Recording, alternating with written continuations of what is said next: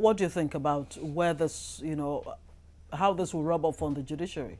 I quite agree with Edwin that the courts need to stamp his feet here. The Code of Conduct Tribunal, even though it's an administrative panel, it carries the weight of a court, a high court. That is why appeal from the Code of Conduct Tribunal lies to the Court of Appeal. And so, to that extent, there is need for all the other courts. Let's forget about these allegations flying here and there. There's need for them to make a definite pronouncement on all of these frivolous suits everywhere in respect of the same matter, insisting that the Code of Conduct Tribunal should go ahead to try this matter. And then also, I think it is, because before now, what was in issue was whether two members of the Code of Conduct Tribunal can sit, since the law recommends three of them. And the Supreme Court did say yes, two can form a quorum. But another issue that you're going to have, if at the end of the day there is a tie amongst these two members, is that there is no judgment. If one says you are guilty and the other one says you are not guilty, there is a tie. There is no third member to either concur or, disallow. So you're going to have a problem there. And all of these are issues that the government, these are long-term issues that even the government is not looking at. You need to think a process through, so that you, from the beginning, you already know in the event that there are problems. But here we can anticipate those problems. Here we hardly do all of that, and we wait for it to happen. We react. And the CCT seems to have left a loophole that many legal experts like yourself are looking at and saying, like, this case may just fall on its face at the end of the day. The issue of, that the defense is saying that the CCT did not give Bukola Saraki the opportunity to explain those areas that the CCT... Yes, that's another area I wanted to go to. That because the same judge or the same chairman of the tribunal did in Tinubu's case, give that judgment. He has said he was in error. For me, that is a very big loophole that you have left for a defendant to exploit. The evil that men do, they say live after them, but in this case, living with them. And so that's a big hole that the CCT had left, that the defendants are going to exploit. That if at the end of the day you come with a verdict of guilty, because now by virtue of the Administration of Criminal Justice Act, you can no longer take preliminary matters on appeal.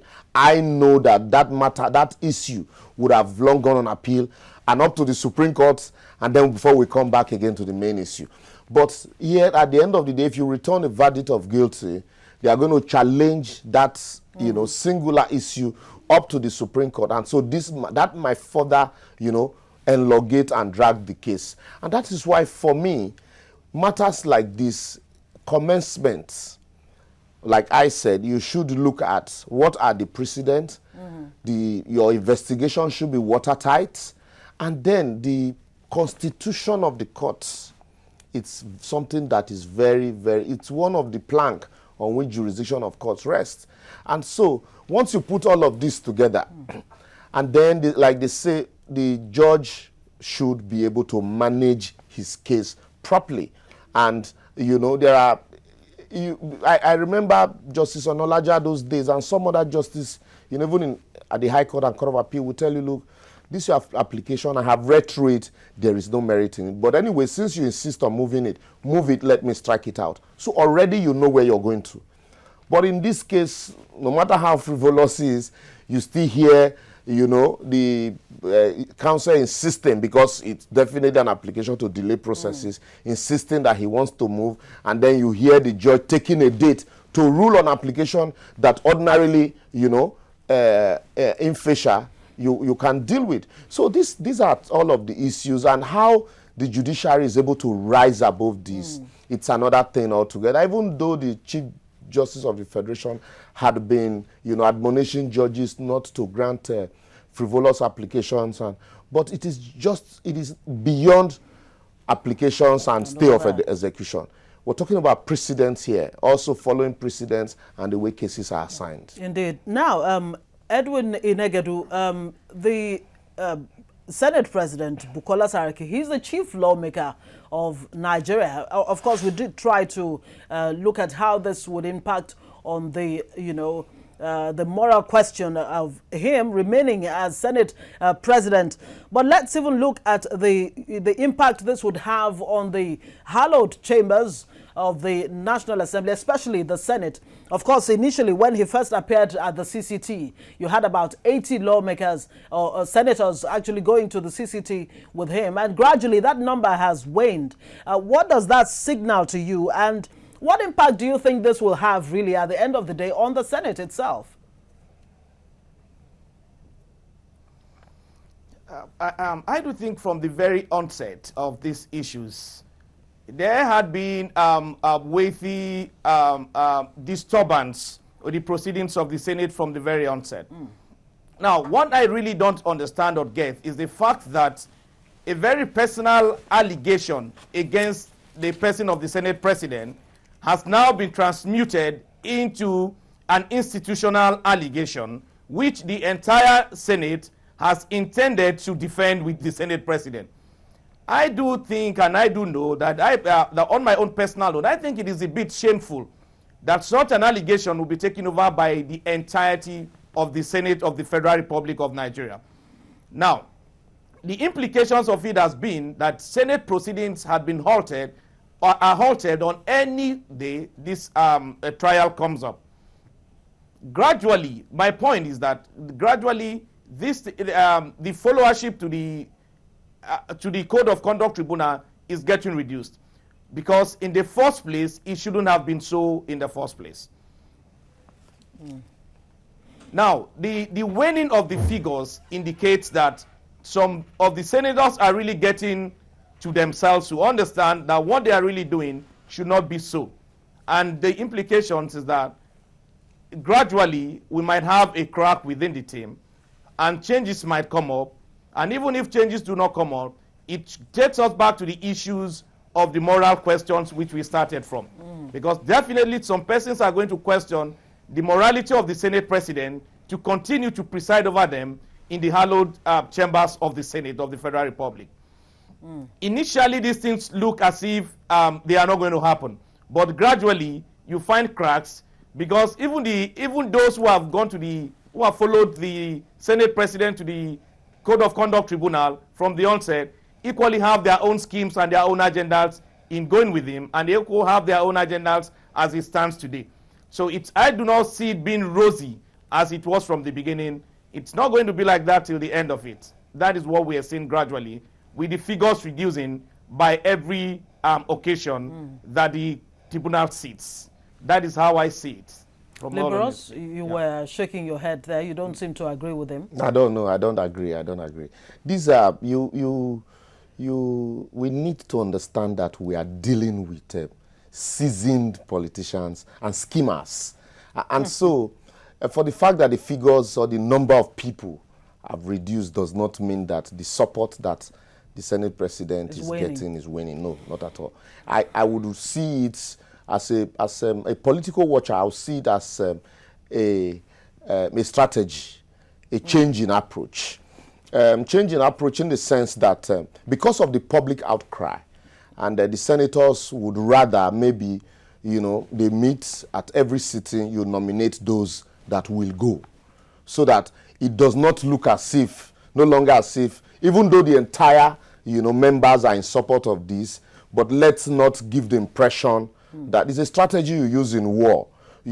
Put your few foot forward, meanwhile the main soldiers are behind. So once you entrap, your opponent, and then you can. So all of this, I think, is a change in approach, and not that the support is winning. Because, mind you, unlike what we have had previously, where one party dominates the entire Senate, but this time around, you cannot say that the APC, dominates. Totally. They do not have two-third majority. And so it will be possible for them to attempt an impeachment. And then with the kind of politics that we are playing at the center from the presidency, where everything bad is of the PDP and everything good is of the APC, it will be difficult for the PDP to join forces with the APC, to oust Saraki. And then also, mind you, as we speak, the APC is still not, a party of, that you can say... People of like minds? A party of like minds. They still see themselves from this prism of their different camps. You have the CPC camp, you have a slice of ABGA, and then you have the ACN, you have the AMPP, and then you have the new PDP. And Saraki is of the new PDP stock. And so he still has his former members who are PDP members, with him. And if you also remember, the way the portfolios in the Senate were shared, you hear for the first time people saying, why will, party in opposition get juicy, whatever that means, portfolios. And then you have a Kweremadu of the PDP, just standing behind, who is waiting in the log. And so all of these are strategies that they have all put in place and then the APC consistently, since they don't have the required majority to impeach Saraki and his deputy. So if you ask Saraki to step down, what becomes of that office? And exactly, that's the question. I mean, you just took it right out of my mouth. If eventually Saraki decides to either step down or he's actually, charged, is it charged now? He's found guilty. On one or two or, any number of these 13 count charges. What then happens? What would you picture if an Ekweremadu of the PDP, opposition PDP, emerges Senate president? That is what kind of scenario I think that is why the APC is playing it slowly, because they would not want to, they will not want all of this to snowball into a situation where the PDP would, hijack the process, and then you now have a PDP Senate president in an APC government. And so that's why you see intrigues. So some of those in the party that are supporting Saraki would keep drumming it in the ears of the leadership of the party to say, look, mind the way you push this boy. Because if you push him too hard, you might just push away the position, from us. And so this is, it's a very dicey situation. Unlike when it was a PDP affair, where, one party dominates, so it would be easy. It would have been easy. You just remove the head, and then you hold an election immediately, and, you appoint, another head. But in this case, there's going to be crisis, because you have some persons who will insist that the rules says once the Senate president leaves, the deputy takes over. Takes over. Okay, so Edwin, where do you stand on the issue of the intrigues that may just play out, that might just eventually end up, allowing Saraki to remain as Senate president because of the larger implications for the APC? Well, I do think we are in a cul-de-sac as it stands now, because I agree with Mr. Oshoma from his position.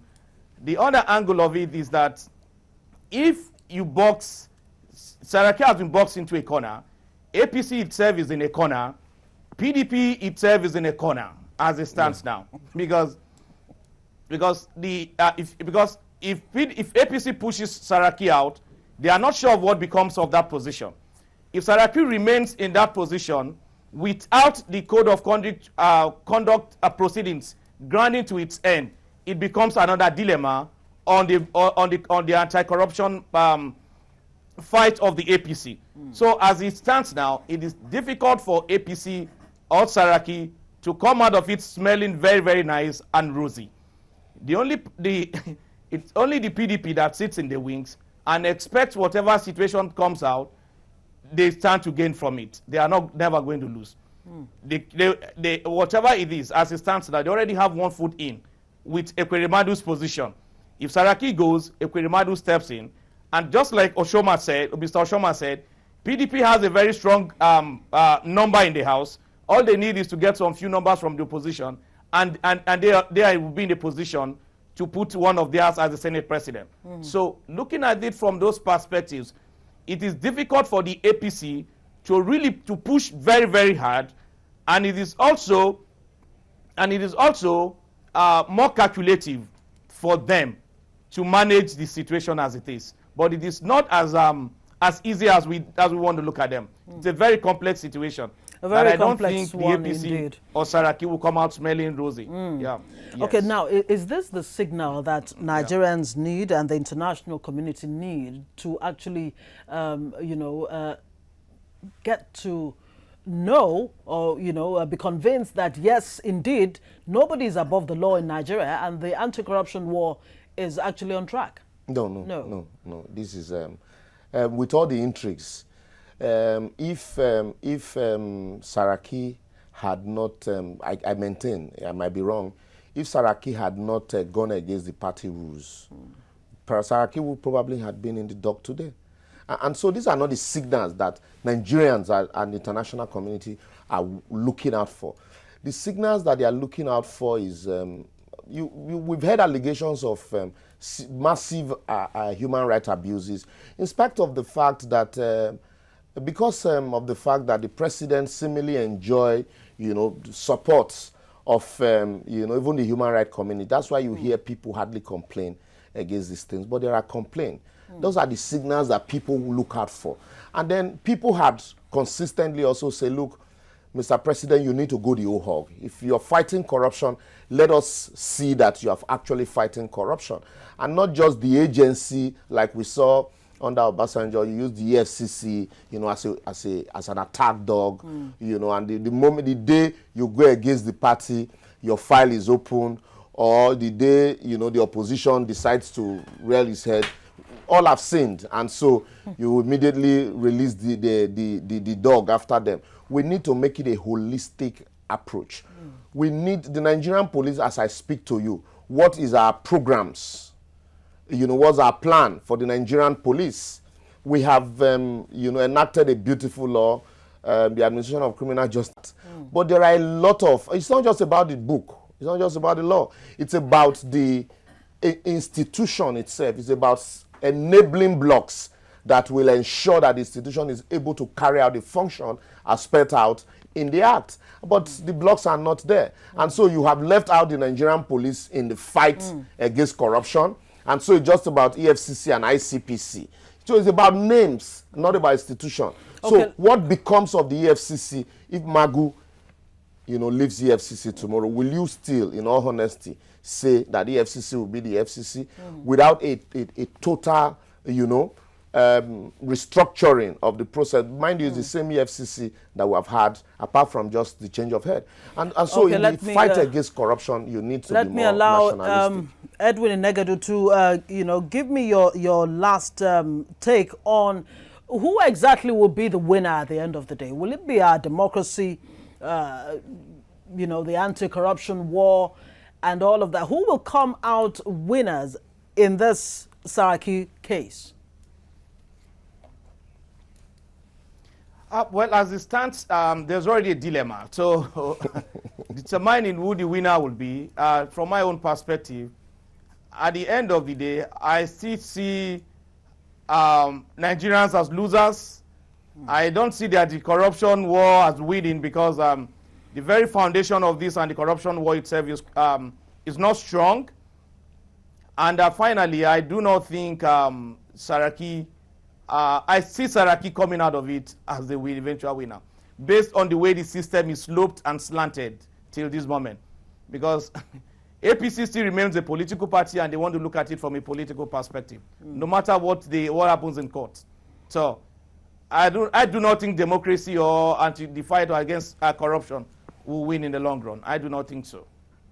Okay, yeah. Legal practitioner there, Edwin Negadu. Thank you very much for your insight on TVC Breakfast this morning on Talk Time. And Liboros Oshoma, Thank you very much. It's My always pleasure. nice to have you on the show.